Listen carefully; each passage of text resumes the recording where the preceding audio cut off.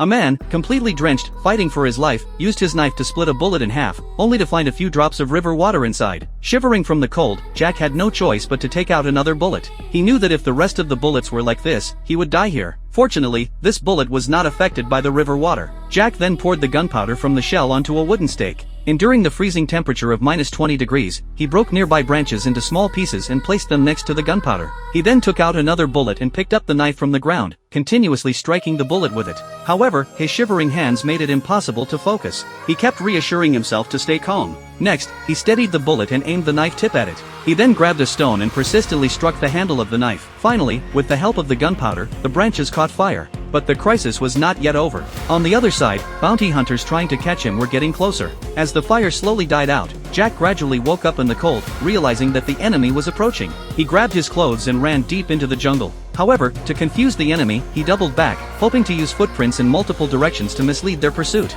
Finally, he took the branches and swept clear the path he had to take to escape. But he knew that to get rid of the enemy's pursuit, he had to eliminate them. Looking at the big tree in front of him, he suddenly had a good idea. The bounty hunters arrived at the campfire and saw the footprints in the snow. They were unsure which direction Jack had fled, but based on the remaining blood traces, they believed the injured Jack couldn't have run far. To catch him faster, the bounty hunters decided to split up. Once one of them found a trace, the others would immediately come to support. Jack, hiding in the tree, quietly waited for the prey to take the bait. A bounty hunter followed the footprints to the base of the big tree, where the prince suddenly disappeared. He immediately became alert. At this moment, Jack was hiding in the tree. The hunter noticed that the blood traces had been deliberately wiped away and immediately looked up, carefully inspecting the tree. Jack quietly took out his knife, ready to fight back.